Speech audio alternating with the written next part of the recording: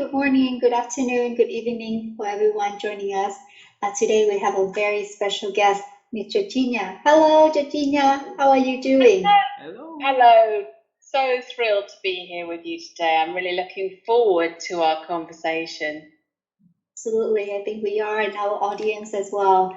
To kick it off, would you please share with us a bit about yourself and your story? Yes, so my name is Georgina Woudstra. I live in a city called Winchester in the United Kingdom, which is about an hour southwest of London. And it's a beautiful, beautiful city with a lot of countryside around and rivers and hills, and but it's also a little city, so it's got everything we need here, and I really enjoy this place to live. Yeah, you asked a bit about my story, and perhaps I'll just share for the listener that I work as an executive coach. And I've been doing this for 30 years. Before that, I had an entrepreneurial career, and I trained originally as a fashion designer. So I have often thought about what's the connection between all the things that I've done, starting with fashion design. But I was very drawn to sort of the aesthetic of something. And I think organisations and teams, each one has a different aesthetic. And I was also quite naturally good at seeing trends and tuning into what the emerging future is bringing. And that, of course, was helpful as a fashion designer, and it's also helpful in coaching. So, yeah, I started out actually working in Hong Kong and Taiwan as a designer, and a long time ago. Getting on for nearly 40 years ago. Wow. And then came back to the UK and ran various very diverse companies. Started, grew and sold different companies. And the last one that I sold before I went into coaching was an IT company. And it was at the time where originally people had one computer on a desk in an office, and that computer sort of did all the hard paperwork. And it was at the time when that started to grow into systems, and everybody having a computer on their desk, and then all those computers needing to talk with each other. And many IT firms were just implementing systems and not really understanding the human aspect of change. And that change is much less actually about systems. Systems are really helpful, but it's how people block or respond to or correspond to change or enable change that I was curious about. So I did a master's in change management to try to understand that more, and discovered coaching during one of the interviews I did for the masters. And I thought, wow, I love this. This seems to put together business, learning, and human potential in growth. It's like that, everything I'm interested in coming together.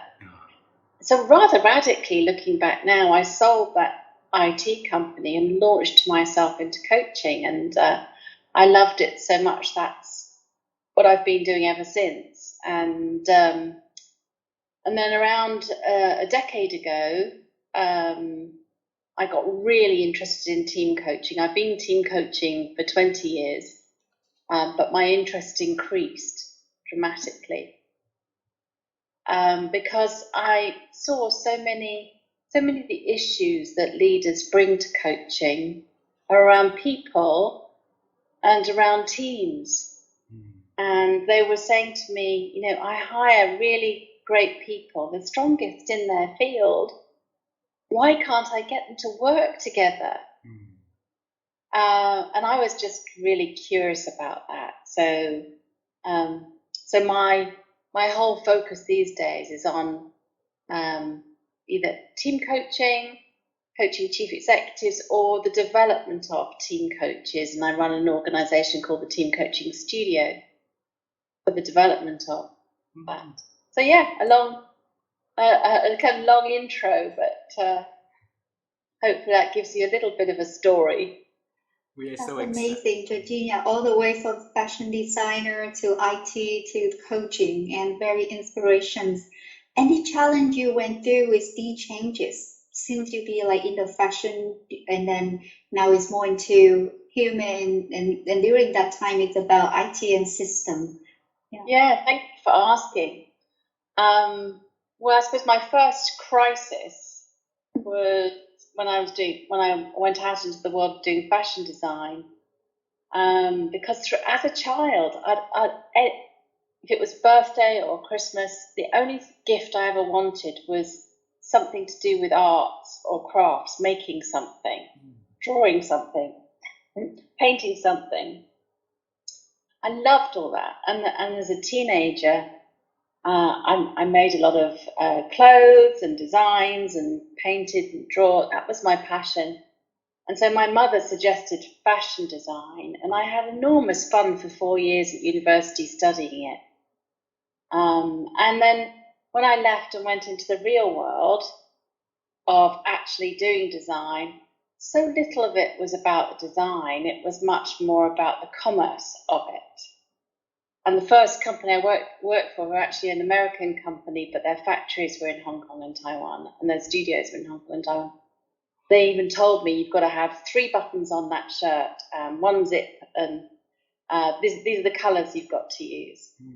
And with that sort of constraint, I just felt my energy go out of design and realised that was more of a personal thing, more of a hobby, rather than where I wanted to put my career.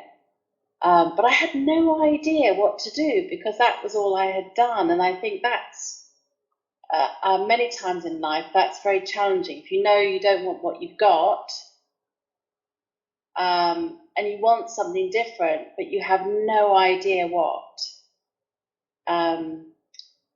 that's a challenging stage of life. And I've been in that position a few times in life. And in fact, my dissertation in my master's was about, it was called Diving for Pearls, but it's really about how do you find a vision if you don't have one? Because all the leadership books and things at the time all started with the premise of get really clear on your goal, work out the steps to get there, and find your way through the obstacles. Fine, but what if you don't know what you want? And this is why I think coaching is fabulous, because we are way more attuned to supporting clients explore, to discover who they are, and to make decisions that come from the essence of humanity rather than from what other people say we should do or what other people think we should do. Or even from our strengths, because our strengths, what we're good at, isn't necessarily what gives us energy and inspires us. I found I was very good at spreadsheets. I was good at computers. I still am, but I don't love it. My energy goes off if I start fiddling around with a spreadsheet for too long. Yeah. Georgina, your line of work involve a lot of creativity and curiosity. So those two, when it's merged together, is sparkle. That makes you do a lot of things amazing for for your life, and then for the clients that you serve, the teams that you coach. Also, I want to bring you to the point when you run the IT company, a successful IT company, and you got to be introduced to the coaching, and at that at that moment there's an aha moment for you to realize that there is something that really ignite your creativity, your passions and everything.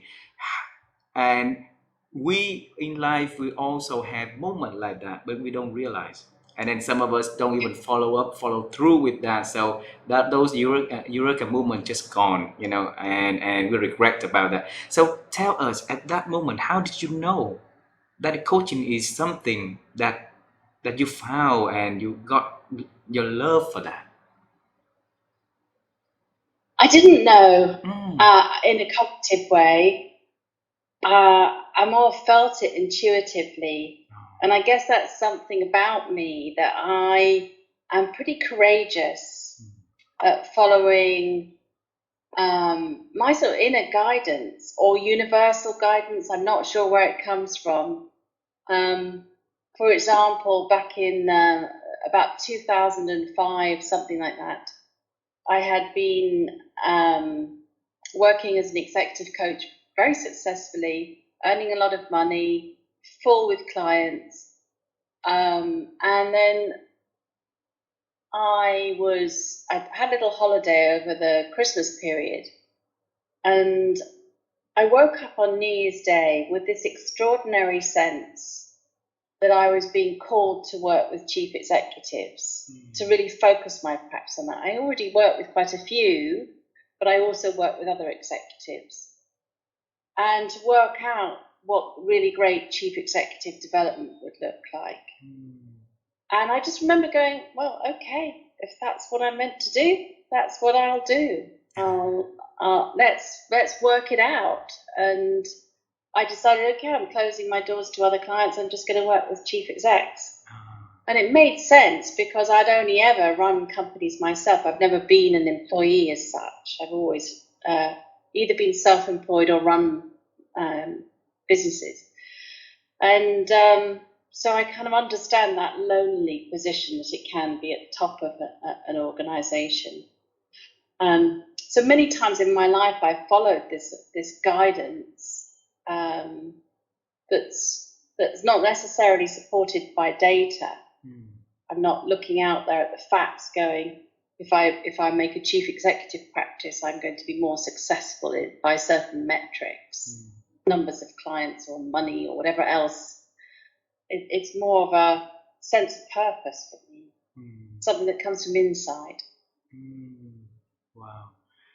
And so you just respond to what you feel from the inside, and you create a plan to tackle that and close the door to other opportunities, so you can be focused solely onto that. Is that how you do? Well, there have been times in my life when I first started coaching. Coaching wasn't known in the UK, really. There were maybe 10 coaches. And in an emerging market, you have to do a lot of education, a lot of talking with people about the possibilities. I'd go in to talk to learning and development professionals inside organizations. And I remember one saying to me, our chief executive, our senior executives don't need coaching. They didn't get to where they are today by needing coaching. And this was the head of learning and development. It was a different world 30 years ago. And so we really had to open up a market, educate a market, and create interest and opportunity. We've been doing the same thing for the last 7 or 8 years around team coaching, which is an immature profession, whereas coaching is now mature. But when I started out as a coach, I couldn't afford to pay my mortgage and look after my family on the coaching practice. So I did some IT consultancy at the same time. And I've often had that. I've often had two businesses. That one's more of a sunset business, that's more based around what I can do. And then there's this sunrise business, which is where my energy is going towards what I want to do. And that works pretty well. I often say to coaches, or people who want to start out as a coach, because quite often people ask for a call and say, how do I get into coaching? And I really love it so much, I just want to give up my job. And I go, don't give up your job and just jump off the cliff. There's so many coaches out there. Until you develop your distinctiveness and your network, or don't if you've got a mortgage to pay and you rely on that, build it up gradually. Wow. There's many ways to achieve that outcome. I think the main thing is, follow your heart. If you follow your heart deeply around something you want to do, you will find enough energy, like you've done with this amazing Insights series of 50 countries. you'll know that you've both had to find a lot of energy for this, and to keep following your heart, and what's needing to be created will unfold. True. It'll happen. Wow. Yeah. Georgina, I have a question regarding to the moment that you decided to stop the other one and move into the space of coaching completely. There would be, a client or some big clients that come into and make you feel like, okay, all the investment, all the education for the market is coming to the point where you are ready to take the leap of faith and go into one direction. So tell us, back then, do you still remember the clients that helped you to trigger that aha moment to make a move? I do, yes. Share with us that feeling. Oh, it's amazing. I remember a client I worked with quite early on in my coaching practice who was a marketing director in an organization who was burning out, and even said to me, I work every day until I have to sleep, and then I sleep for shortest times possible, 2-3 hours, and then I'm back at work. She was driving herself so hard, and through our coaching came to realize what the source of that was, and what that was about for her, and took a really brave move actually to leave her job, and her husband bought a hotel in the bought an old building in the Mediterranean, and converted it into a hotel, and then made it really successful, and wrote to me a few years later saying it had changed her life, and she was so happy and had saved her life, she reckoned. So it's things like that where you go, wow, sometimes what people really need is human contact with someone who's truly with them, who's listening, who cares, who's reflecting back what they are saying, not the sense I'm making of it, but what they are saying, so that they can hear themselves more clearly. When people hear themselves more clearly, they then start to feel it. And it's the emotion that creates the energy for change, more than a cognitive rationale. Yeah. So many stories like that. Sometimes you don't even know what impact we've had, but we just trust that it makes a difference. Sometimes it takes many years to find out till you hear some real feedback around the significance of the work. The beautiful side of your job, Georgina, is basically you help leaders to change.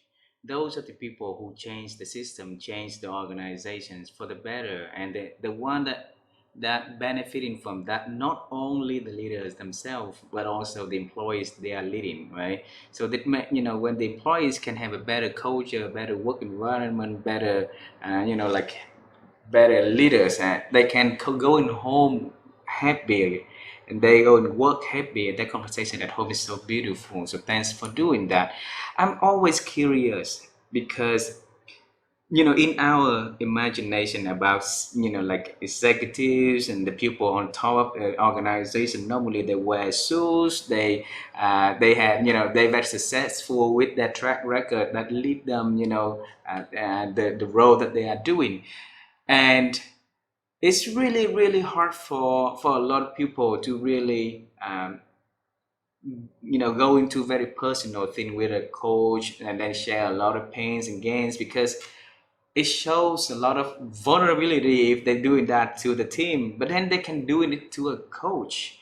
And what is a secret sauce of what you do that help them to really believe in you, and relax and share so that they can grow and you can help them to grow? Yeah, thank you for asking. That's a fantastic question. part of it, I think, is much more to do with how you're being as a coach, more than what you do. When I first started out, I wanted to have the sort of the grow process, the coaching conversation process, and all the right questions. And I wanted a sort of miracle question that was going to have somebody go, wow, that's the best question I've ever had. And in wanting all that, wanting the exercises, the tools, the questions, had me in my head and had me trying to perform. And the less that I've cared about that, and the more my attention is with the client, the less I'm focused on what I'm doing, the more present I am to them. And clients feel that. And they know that I'm there for them, and it builds this psychological safety. Also, over time, the relationship grows. So how I meet every moment with them, I believe that has an impact. And some people do share their darkest nightmares or their fears early on in the coaching relationship. Often that comes much later, after you've really built relationship, and they trust how you're going to respond. You're not going to judge. You're going to listen. You're not going to advise or lecture. You're going to help them find the right way for themselves. And then I think the other thing that helps me with my particular practice, the chief executive practice, is I don't see chief execs as like somebody with huge power. And I think it's a mistake when you relate to somebody as though they are up on a pedestal and you're down below. And they've got so much money, they've got so much power, they're so clever, they're so successful, then they're unlikely to see you as the best partner for them.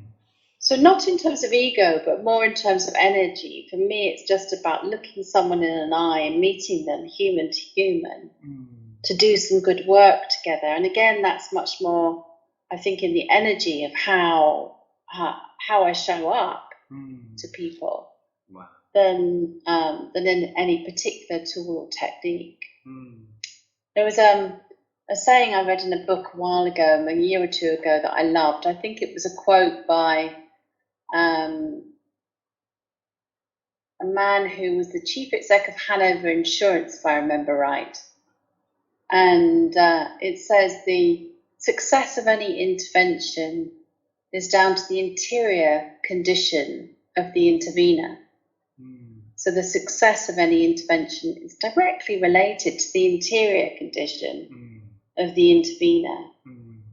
And I think for coaches developing what they're doing one-to-one work, especially if they're working with teams, so much of the real learning is about managing our interior conditions. And if we can quiet that down and stop trying to be too clever or to perform, we can really be in contact with the client or team and with what's wanting to emerge. Thanks, Georgina. So my question is, there's a lot of work to be done with executive coaching, and your passion now is team coaching.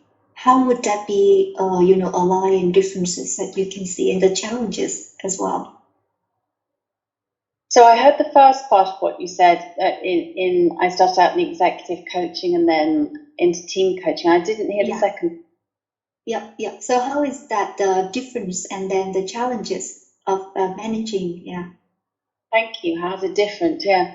So there's many differences, but one difference is that the team is your client, not the individuals in the team. And this is sometimes one of the challenges that individual coaches have, who've started out coaching one-to-one, and then they want to coach a team. They try to coach the parts, each person in the team, whereas a team is way more than the sum of the parts. So how do you coach the team as an entity? Another thing I'd say is, great coaching is about the quality of the conversation between the client and the coach. In team coaching, great coaching is really about the quality of interaction between team members.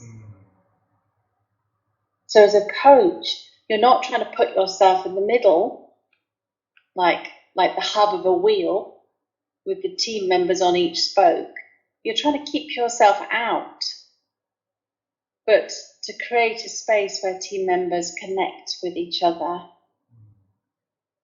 And then I suppose one of the third challenges that the coaches encounter when they first start doing team coaching is if you ask an individual person a question like, what subject do we need to think about together today? That would be a very classic coach opening question. Now, if you imagine a team of 8 people and you ask that question, what do you think is going to happen? Disalignment, disagreement. Disagreement, disalignment, possibly 8 different answers yes. or more. Yeah. And then they've kind of given you those answers. So now it's like I'm holding 8 dinner plates. What do I do with that? Juggle them? What am I going to do with that? So how do you work with a team so that the team keeps going from many to one and that they develop that capacity in themselves? Whereas a facilitator does that for them. Oh, here's the 8 things you want to talk about. Here's a pack of voting dots. Vote on the top 3. Let's see which one has the most dots. That's fine, but teams are hardly unlikely to do that in every single meeting, are they? They're not really learning the capacity to make the shift from many to one. So we coach teams to work out the reality of how you're going to do this. Isn't that interesting? You've given us 8 different answers. How are you, team, going to decide what the focus for today's session is? Let's create an experiment where you can try that shift from many to one.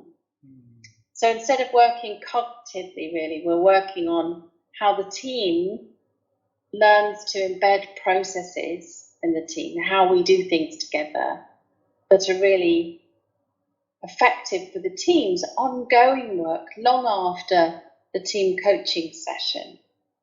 Otherwise, what you often have with facilitated development or away days is, the peak moment is during the away day. But when the team go back to work, it all fades away and the old habits come back. Nothing's changed. And again, that's fine if you want a fun event. You want to just get away and have a breather. But if you really want the team to learn how to be more effective in working together, then that's a practice over time. And you're looking to build that competence. So that can be quite challenging, quite sophisticated work. And it involves the coach needing to let go of control of the agenda or of it being a perfect outcome. Because the process of learning is messy.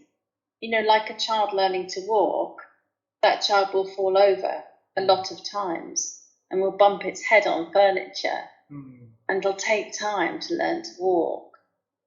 If you pick it up and carry it all the time, the child will get from A to B, but it's not learning to walk. So the process of team coaching is messy. And there's knees bumped and heads bumped on the way as part of that learning, and that's okay. That means you're doing real work. Wow. Georgina, I have a question because I've been in the space of human resource for about more than a decade or so, and we've been working with a lot of teams. Organization also invest so heavily on build collaboration, build help team to create a synergy and hiring people, hiring consultant to help But it seems like it's still a lot of things in there is messy because the tension is still there. The structure was designed by from the organization seems to be in the carrot stick in the way, or it's it's crossover and functional, and it's not clear respond roles and responsibilities, and it makes teams becoming we all want to be doing well for one another, but it comes to to come to work, it just one button is and it's changed the whole emotion, the conversation and everything. And so in your 8 years, 10 years of team coaching, what is the common thing that you see that teams out there that you've been coaching facing with the biggest challenges?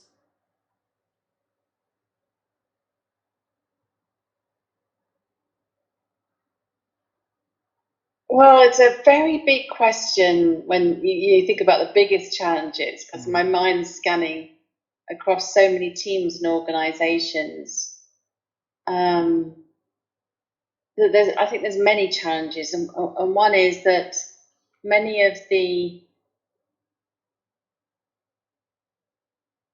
challenges for organizations today cannot be resolved through teams where each team member is just looking after their own department or function. The top teams are a team who need to work together towards strategic outcomes for the health, well-being and survival of the business as a whole. So just doing your little part and looking down and into the organisation, leading your function is not enough. And I don't think gives you a right to a seat at an executive table. But many people haven't realised that, and they think just doing their executive function is enough. Doing their day job is enough. So I'm a product developer, a product designer, and I run the product design department. That's all I care about and think about, and that's my role.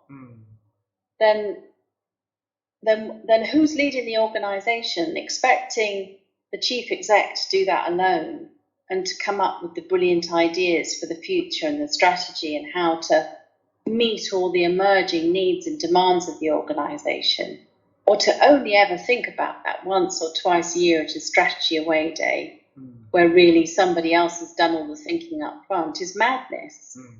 So we need to find ways to really harness the collective wisdom of these very smart people at the top of the organisation. But if you think about it, there's a human challenge here, because the very characteristics of a human being who has risen to the top of a department or function often means they relish being the king of that castle. Yep. They like running their department or function. They like that a lot better than they do being a peer on a team where they're equal or where they're subordinate to someone else.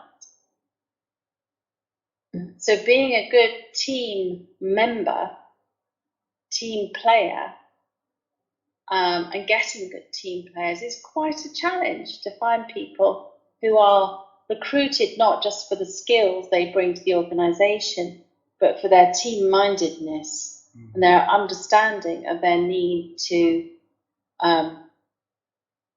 support and to work proactively towards organisational goals. And I think the other thing is that many issues that are facing organisations are really complex, and they can no longer be resolved with straight line A to B thinking. And so often what I see happening in organisations is there's a board meeting, say, or a top team meeting, and there's a series of papers brought to the meeting. And the meeting is structured, the agenda is 10-minute slots for each thing. And it's all we need to decide. And then you've got a room full of people, maybe 17, 18 people, none of whom have read the papers. Many don't understand the material. They might be asked to read 300 pages the night before, and people go, I can't do that, I can't digest it. There's very little questioning or meaning-making process. because the people who've written those papers, by the time they're written and presented to the board, they want them to be so perfect that the board just sign it off. So it's a whole collusion in people not thinking together about issues. And what we need to do is stop this ridiculous performance of just bringing papers in to be signed off and get in a room together and say, what are some of our big strategic challenges? Let's just try to understand this. And that's a collective meaning-making process. It's not something to be delegated to a couple of people in the department to write a report, but it's often a collective meaning-making process that's needed over a system with the voices in the room who have the most valuable information to bring. So some teams I'm working with now at tops of organisations are really embracing this, finding a rhythm that involves having time to slow down and do collective meaning making together to really think about some of the deep challenges that the organisations are facing. And having that space and time for slowing down seems to be the biggest challenge for for teams at the moment, because when we talk to all the department leaders, right? Expectation increase every year, and role responsibility is not reduced but also increasing. Everything increasing. Meetings are even more for everybody. So the fear is if they try something new initiative and things that is gonna give them more workload instead of having less. So how can you come in and convincing them that having a collective, all these people joining together can help them to make things, to help their works actually being less burdensome in the future instead of having more? Well, lots of different ways. One that I've experienced recently is there's an awareness in the organisation that they have been not tackling problems or issues that just seem too difficult, but actually cost them a lot of time and money. So when they have that realization that it's not actually saving them time, it's costing them time and effort to ignore these issues, then they might be willing to get in a room. Another way is, and I'm a big fan of this, is say let's just have an experiment. So you can experience the value and decide for yourself whether this is something you need to do more of. And just have a 2 or 3 hour session. It's not a big amount of time. It's not let's all go away for 2 days or something like that. Pick one topic or area that we really need to take some time to think about together. And let's work out how we best do that, how all voices can be heard. Not with the intent of fixing something or solving the problem. We don't have to get to that in the 2 or 3 hours. Just to create understanding, to understand better what's happening here. And of course, from that, problem solving happens somewhere down the way. But if you make that the goal of the session, then that constraint of time is going, any solution we're getting to is only going to be as good as this 10 minutes or 20 minutes we've got, or this hour's got. And many problems need more than that. So, so I'm a big fan of creating little experiments. Just make it small, make it accessible, give an experience of what a real quality, collective, meaning-making conversation can be like. Wow. And then people often end up just saying themselves, it would be great to do more of this. We need to do more of this. Georgina, the more that you share, the more I feel like your desire as a childhood came back. Because, when you were young, you loved art, right? The work now that you do actually is a lot of arts in there blended with science and designing something, design the experiment, design something for the people to feel, and that is an art work. It's not, it's not a science work to kick in. And every companies, every teams, every individual, we have a different set of issue, expectation, persona. So it gives you a Yeah. lot of room to play instead of like going to Hong Kong and Taiwan and have had three things in here in the and then use this color to do to do things, right? So very colorful things that you are doing now. It is an art, and in fact, I wrote a book that was published last year, Yeah. Mastering the Art of Team Coaching. I was really trying to challenge some of the material that's out there that is really formulaic. You can buy a fix what's broken in this team kit in a box, build trust, change, make them more functional or less dysfunctional, whatever. You can buy a script and a facilitator guide and a team assessment. You can process teams like through a factory machine. Every team is different, and every team, just as every human being, has different needs. Yep.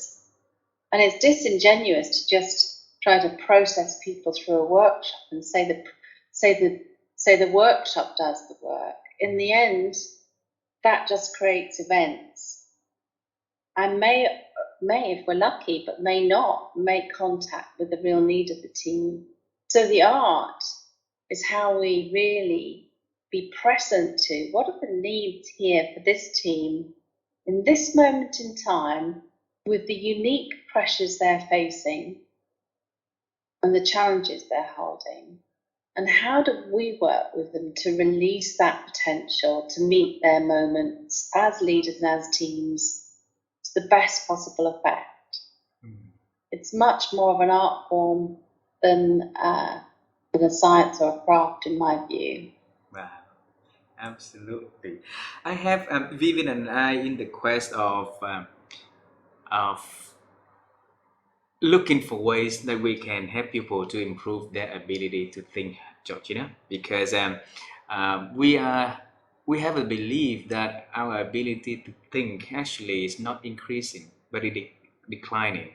And every chance that she and I had the chance to talk to somebody who think big, who thinks deep, who spend a lot of time to think, we will ask this question for you, Georgina.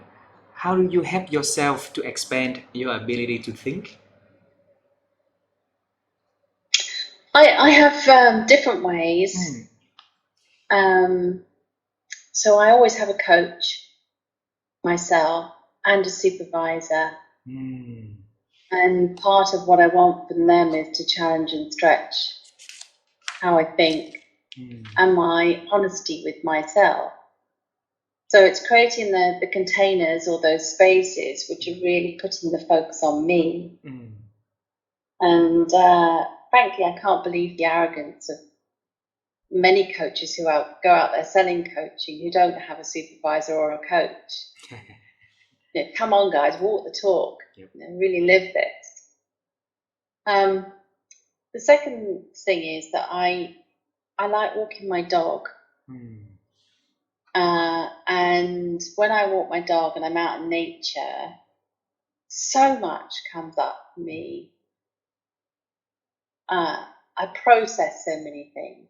The situations at work, clients, big picture ideas. And I have a little notebook with me and I just take a few notes. When I come back, I often gather up some more notes. If I'm not walking the dog, if my husband's walking the dog, then I have a little process of 20 minutes of journaling.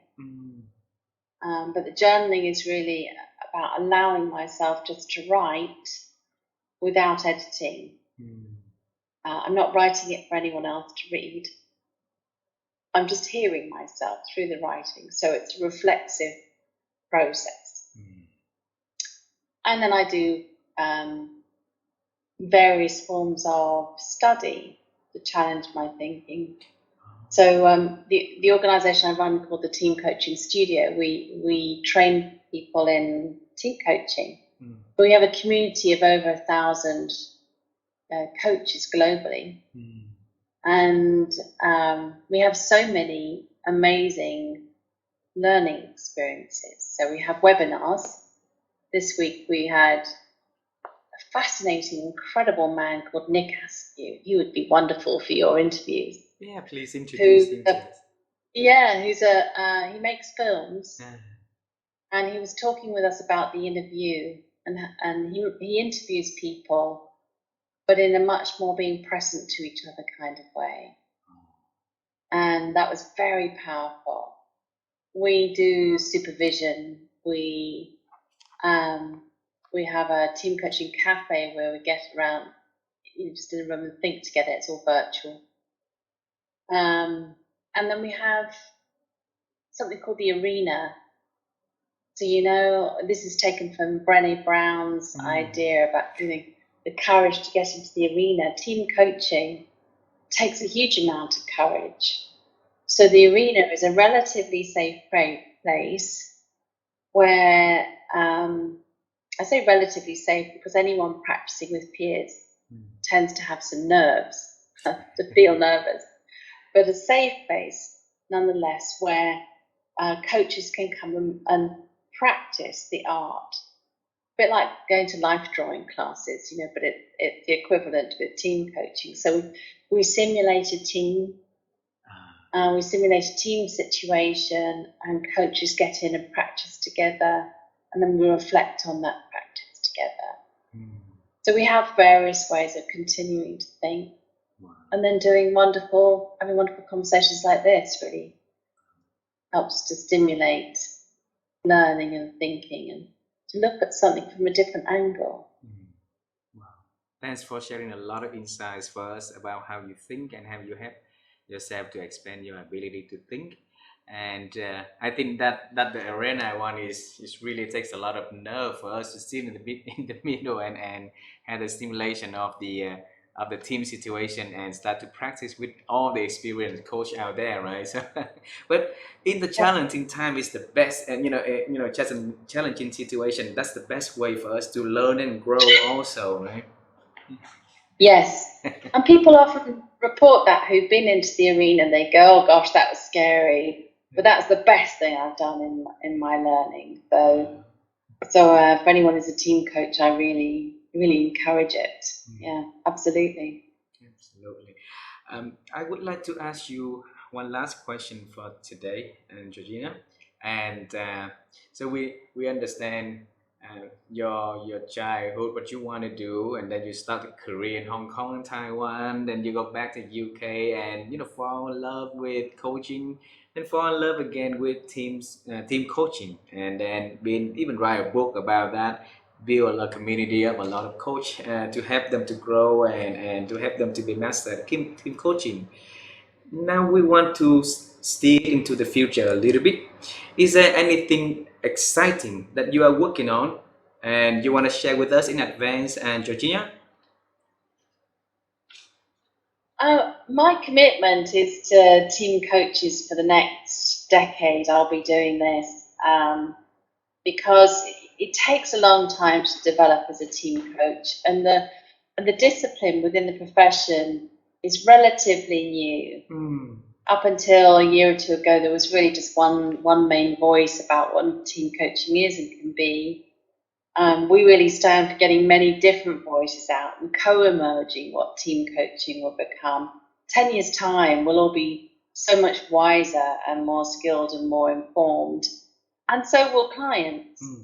I've really been championing with our two largest professional bodies to recognise team coaching as a separate discipline, and to provide guidance for coaches and accreditation. And that's now been successful, which is absolutely brilliant. It's taken years, but they both have their, it's really great. Have their competency frameworks. They're piloting their team coaching assessment programs, which we're supporting them with. So with that on the table and available in the world, many coaches will be gearing up as team coaching. So I'm not going to abandon this whole mission I've been on to create great team coaches around the world.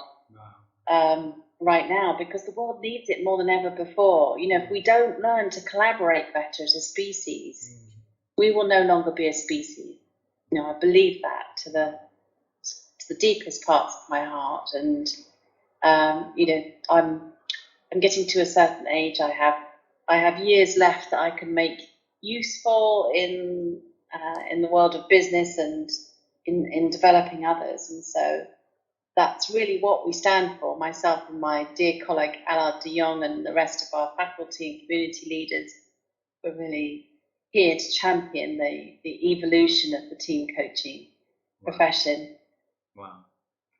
And to create many voices and get collective wisdom around that. So this is where I'm keeping my focus. So lots of little sub-projects in that. We're starting our podcast soon. So you've got this series. We haven't run one yet, but we're going to be running one for the Association for Coaching, which I'm excited about. Another stretch for me to do that.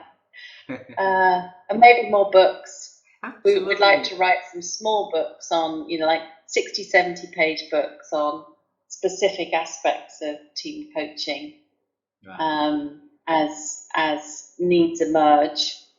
And but that may be written more with colleagues, so that it's not just my voice out there. That's time really to get more voices out there around the whole topic. Yeah, so I'm clear on where I'm going, what I'm doing. I'm loving it, and I'm so grateful for the opportunity to come and meet you and speak with you. And I wish I was sitting with you in person in Vietnam.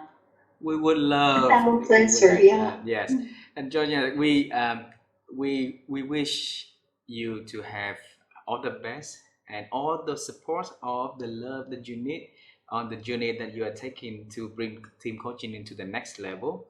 And it's like, 30 years ago you started with the executive coaching, where it's the best started, right? It's a team coaching already starting to have some tractions over the 8 years that you're working, and now you have a community there, and that community, I believe under the direction with you guys, it will continue to expand and have more impact onto teams, and those are the people that steer the engine for the organization to something greater, and we appreciate all of that. I really look forward to one day Vivian and I will be able to see you in Vietnam, or if we ever travel to the UK, we would love to travel an hour and a half away from London and see you, right? Right? Wonderful. Yeah, I really look forward to that. Yeah. Yeah. Too. So until the next time. Until the next time. Thank you so much, Georgina. Thank you very much. Thank you. You have Thank a you. wonderful Have day. a good day. Goodbye. Bye.